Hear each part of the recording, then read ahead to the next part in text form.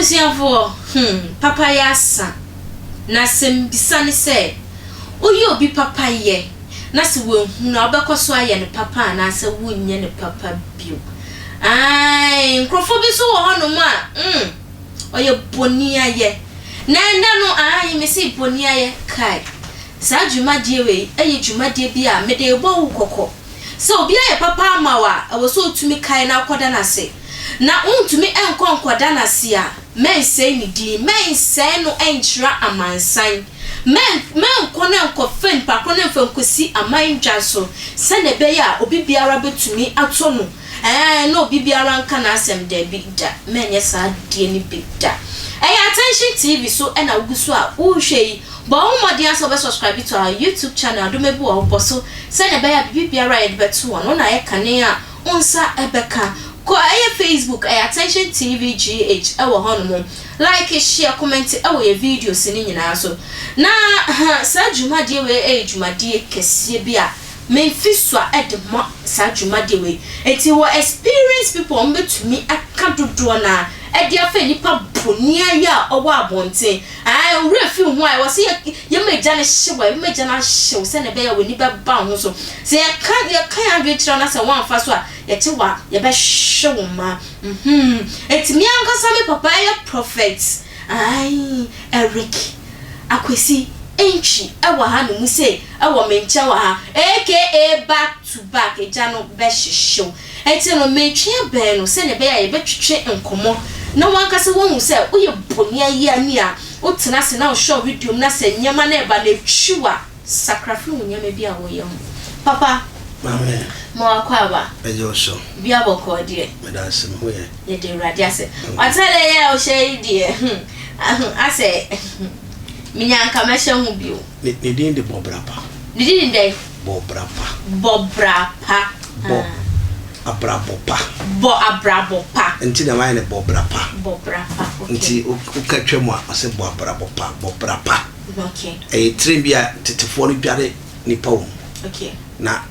pa mutu eche itimi dware nkola ba 20 no bi ibinu na 60 years 70 years na ko tetefo dan ma ebi wo bi si bobrapa okay bobrapa nso no ye woni ekukunu ye kokko ye ba ko so akuku omo ye kokko bobrapa so ada se nti atare ni din ya pamma me e friend bobrapa okay nti se ne wo hwe ni a me pam no 2019 sorry 209 okay we 209 me the ware me yere me the engagement atare we na odi engagement we na the engagement nti wo fra me se wo pese o kasa fa bonia ya hono na me bonia e kabi e se me ka atade wi so ada se na me ma hu se waye bibia mameda okay tina ko fa no ti ma me nchia watifo a ehwe me na me na obi biase e bia kasa me be kana be ebe wo eno nche se me tan gitum ne ja nkwasesem na ati ase se empanifo kasa nyansa kasa me am si adwen dem tirim no wo na wo so akusku se dan I don't care about your school for such a good to see so is so because if you are graduate we are idiot nonsense bring nonsense shut up and let's talk and listen and take some seed out of this discussion and you'll be blessed amen eja hwese waye papa mo obi ne npa kronen tumi ankai eya asaten kan etisen yo me da se mama odi agora nsema me kan na na odi pese metensem hwe ye ni patuntum we are born by nature okay say you be baba from there Yesu eni e ban se eni patuntum so odi obi baba from no Yesu ni e ban adentia sa de no ne kapeni nim ne hwi nim wona wo se ne ho kire no wona wo se woni ba bi da wona wo se ne ho ye mobo nti wo poa no e ma na be gina mpempen so ono sa nipa na wo pagya no be gina won nkyɛn ono aye hari ya pafura ko gina so na wo pe hamade abɔ wase sa nipa no on deserve enne wa ho maame nkasa mi kyerɛ ɛda wo be wa dwen sɛ obu abusuani obu obi a ofisa ne ho kyerɛ no ɛhɔ na wa hwe ase baba eti eyese ebeboa na amayemboa nyese abeboa metima ka say yes mem obeboa no memboa ne ama meka yes say awurade mfisoro emeboa nipa na ne wode beboa nipa our friends Christo di beboa nipa our friends unua no unim fakofa wi getoni ne onu wi anabara bo ase no ahunzo nim nyansa frustration ade na kom ofiri mo be kai se papa wi na yemi ye okay memma nipa na ni guso na koma ebo na adwen ye adwuma memboa no okay what I say ena di boni aye ba no nti wa watare amhye sa tama me omopon asa 209 na metue mo kete na me che me wire fiche no eno so ho anka me de bai ma me hye obi hu say yes makata di we so bi your papa no wan kai fatu ho wa your papa fatu adekem na dachi ukoyi na wudi pia na ye nunyam ama wo eni nipa no but next say e wasase we so a se nipa na oni bi na wo pesa oboa no watima ti botom skade ama no ade adidi wo hu no mobo no se nipa no etwa oso okasa te se na sebe ye nigu nanum na se toilet wasase su nyina wo ebon ntimi ameti yi ene so ka kire me se memmo nipa baka to place me ye obi ayo ade ya yada o ade da ya de mame frim edam mame wo me ne ye ma ade ya o ebi fra me aboa ebi se we onye nipa ebi se we akwasi ampani ebi de de kura me ware me yere kura nipa bu ma bomfia aso ne ye ye san crofo nyina be didi wo me ho enti me tie me se da obaboa obusuani eda ba waje se wo pagya obusuani sa da na wa wie bae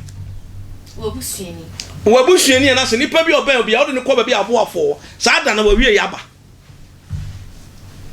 ebi atoda ada na bi ntome ni awaya ne papa kora no kosi nkunya so obeyewo obebo wa chipo enti san crofo ni nyina so bere enti na me se me di atare we aba 209 na mpoma atare we 209 enama dwempa me ma wo ma atare nti me nhye o bet makokoro me dia laundry musimunye ni yie ma me na me fa meto daachi won se me ba ne me kasa pempanse daddy wari 209 me kora we afi so wari 209 edentina ma kire me man sane a yesi handle be ye handle oba me baba ma chance si respect be ma intino whatever somebody did for you you keep it with cupboard edu ba bi na ni pan perfume wa ko yi sa papa no cupboard mu na fa be kire no ni panye agbo tomanyu so what I say atade dada kamu from 209 on him I check say how many years ni 209 there almost 14 years thank you eno kura no me hu me yere kura no ye date ne kura de nti say what dey hwade you 14 years new what I say enso se metim dia ko ba bia sure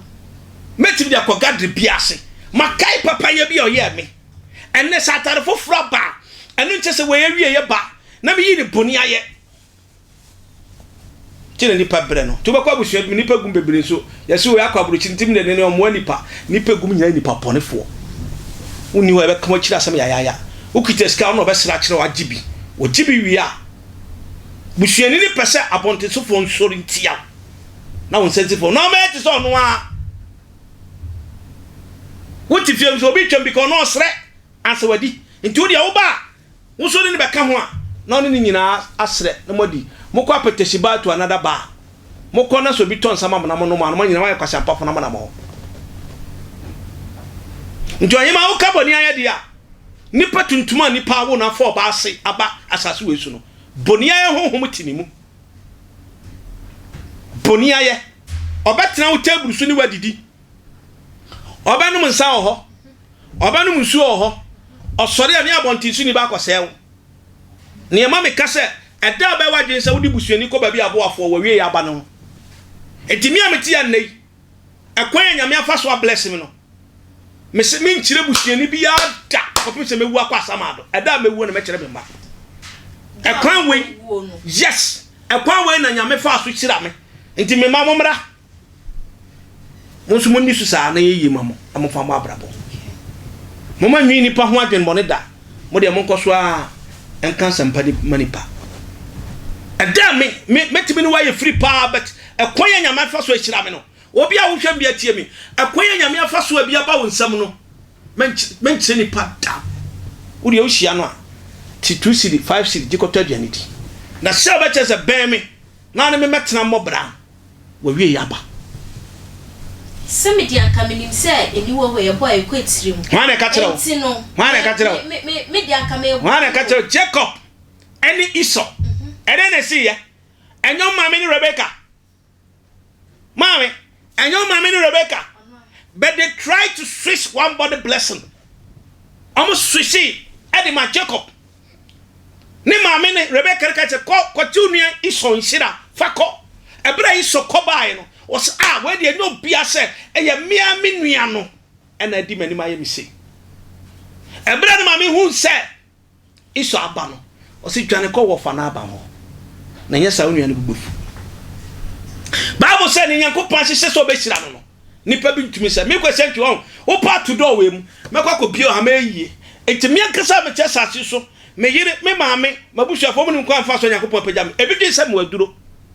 tumi de me obi me wani ni bi enti wo ya sa wo sore abam so na ho ya besere me de be kan na bra me be kan so de wo hu me kan wo bra wani nda e bra wadwen ma ho so se kwasi papa na aya me sei ko Nyankopon ma me tumi na tumi ni me fanse ade me ya de yi eno na aboa me sunsumu aboa me mama be sei enti me no be sere me no be nante pese me kire okwan party me ye because da me kire no ho na me wie ye be de e baba okay what you say chance ya de be ma busuani sa didim fama krama amani ni dim e busuani fama krama amani ni dim na krama na ko bo obe hura atia watade mu aka cho so welcome busuani ne pa wa hwe ase chance ya wo de be ma busuani sa didim fama krama amani ni dim etiefo mo tie mi hwe obi ayo obi papa enna papa enti na nipa no afi ase wa bo busuani o ko yese mami okọ no kọtane no na nipa ni nyamane wo ko nsanwo mu a enne ebi beka wa kosem se eye papa yo na di ma be pie fiase tinam sa atade yi boy badamfo bi na pamfi Nigeria tama me be ware ye frene oga ebrofo didi Emmanuel sesi amene kasai oye adwuma wo airport residential hono to oye ni business opomatari we ma me ne brother bi ye frene baba wawu me my frase no mo pam ye so mo be hye mani onyam me so ma hye bi boys na me wori wi na hu se nipa nye nipa na boje me so ne me hye atare ato na da me nya atare boni aye ada me hu se nipa enye me fa hye na makai nti ye friend bobra pa kai da bi sensi a ode ba ma busuani didi mfa makrama mani ni dim busuani hu ye dia nsem yesoro be ka fa ho wo ya bosunusum ni wo ya okot wo mfiri nyame because wo ne na mayepe Ghana fo muntie me ni asa me condemn obi abusua hwade papa bi timi area ho ono ani busuani o hye soja fo atare so ye soja ni ena me no ka say nipa 20 something odi obi 50 million 20 something sen o say nipa 25 me ne baba ma interview no papa ne ko to aduro kra kanu no aduro busuani o busuani ti papa ye fire bontinsu ni ye busuani be gura wa bra bomu a wa bra boasa me ne awo bisam sisi ada me babo abusuani me to chance ama krama edidim ta babo abusuani yes be to chance ama krama edidim anam babo bontinsu ni ele de abusuani fo de aya wo ye ya me nkasa me na me de odi ya me dwe ho ondwe ne ho hwe Mami kasa mchiro metiwa mikano kura kire wo me ka kire wiase fo nyino me si obi abu obi busuani etemo ni nua anane mame ba kwa bro kire wodi ni kodu wo wie no ono atimi ama police achi ni nua ye na bakana ana ono to so obobra pa etimi si ni ade be ye busuani yie no fire bontinsu na to kraman na to tense papa amani ndidim na wonu yakwahia ba kwasia wode be ma jimifo na wura wufie wo baden oba jimifo wode be ma kwasia na wura wufie wodi nsuo su kan so akọ hospital ye nto nsuo ma wo thank you ni ameka cho ne wahu bi da ena oka wa watade amafa yi me se me de ware me yere 209 me ne na wo 4 ne wo mo se yenye nipa me ntimi hwa me yere ena me ka se Jacob nyankopon ne onyam se so me yere da I'll bring my wife, very cute and beautiful woman, and very lovely, sexy. What do I say? Almost nipa nye. Eti me say na asasi we so your friend is shine your eye. If you don't shine your eye, me, I love to help outsiders than my family. Oh, okay. I'm telling you. Me say, boniaye. Me nua ba bi de obi afiri ha akwa abrochiri hwe abrochiri fu bebrenya awon ko trauma mu awon frustration na abrochiri ya hwe obefa ba ma free ha obefa ba ma free ha no de ni kodu abrochiri wi a no wa show ba ne nia ya no ba na frustrating be ma no so befa ba free ha okodu no hu abrofo me ma no na you say beauty you are black beauty no ba no so o de boni atua Bama be abo baby in the papers. Me, I know every Ghana. Amaneko. Excuse me. Okodu abrochira. O kate be man say onyo ba fofra onware. Me se ni ade be ye busuani ye ode be ni paye no. Talk chensi na talk na man na fa mani ni dim. Busuani hwa abrochifo go mo bre o. Na busuani office abontiso ni busuani be kwaduro so. Ka kire me ohima. Ka kire me. Ka kire me. Me am see me busa for kra bi kwaduro so mo ya anyeye they take am empty me my sources is very hard that you see my way to how say Yakopon use me kwa nyame afa so build me e hard sha abrochifo gu mo bre benne asofo nka no kra nkire nipa eba mo nchen omo de ne se me nua bi abrochiri me ne na wa ha okoye me ana me boa no asa twa to san de ato nipa na abrochiri nso nti sofo chinchim ne mame obi a oti sa bia awurade ntwe so sa de amen why aduma we are kromfo na de ne komfo cha de ne madam chen ne ye tim nipa na dwene ama na wagini sebisika nyina o ye aduma no de skana brew na sabi wo tu esasabro wo hu ntimi nkotra bochire wo da sori ya so kotodwem na obi de onu na mabrochire ho wo wanti man ko no ma kakra kadi asangunya sa de ne kwaduro so bonia e be na sin we media brochire for me katra mo hwa muslim for ya di maria be fepa menim se wo ho sa be sin da muslim ne ba ko pe kwabrochire a efierim ni no ba kwabrochire we kwa no ba fo we ba kan fo ante sanye efre ho kristofo no ya manboy fo boni ehietim Mami simesi ba na akwa abrochire mami simesi ba na aye no ofa de ba de kwaduru so mon said ne medi me ba no ho nti Ghana fo boni aye abaye ya blood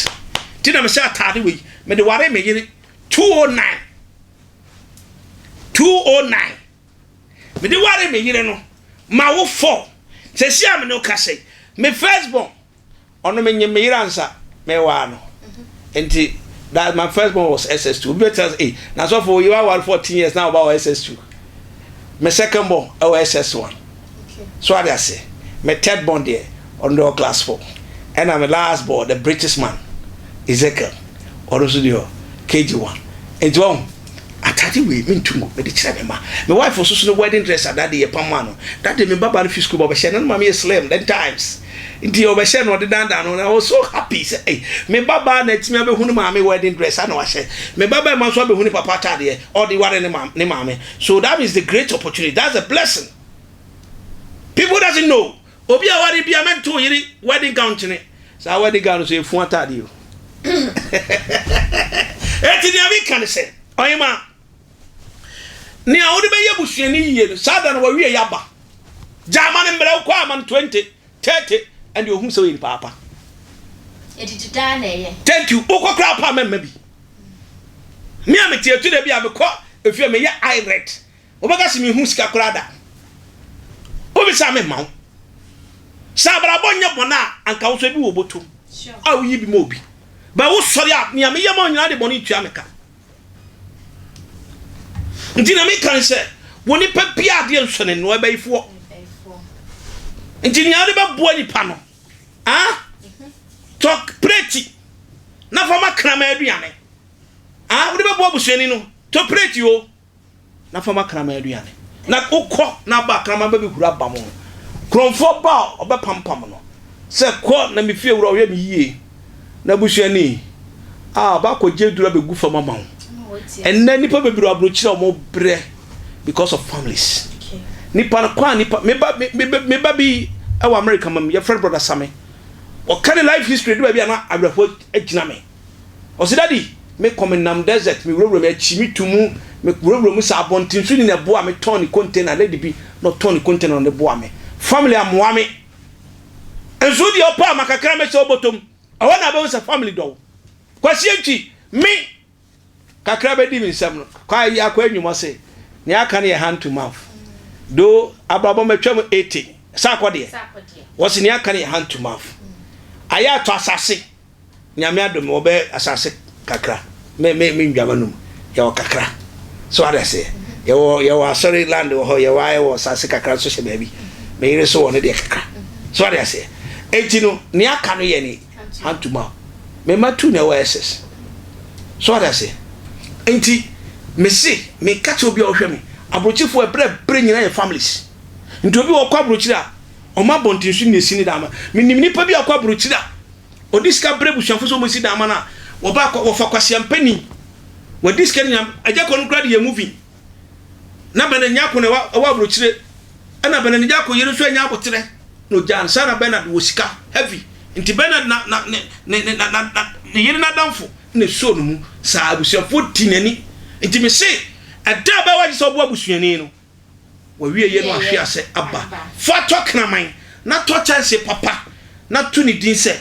onyame do na makraman ni wo plate ni ne be nhira ma makraman no endidi wo plate ni mu na be nhira e de ama oni pare se ni o ye papa hu baby a o papa ye ebeko esan se nseme ya mo ka se to abodo tu nsini na dachi bi no sabeka no ukoto na sabo bi chi na so ri ni se kew wan hwe ya won sakrapo enka biom etima weni enda hono no hunu ne a obeye no papa kai se social media handles ni nyina no attention tv YouTube okwa subscribe to our YouTube channel adomebo boso se ne beya bibi right button no na ne ya onsa beka afa so like your page no Facebook share comment ne di channel no ho adanse effect share afoforo de o share mo abonti abome samra ne frem ahema echa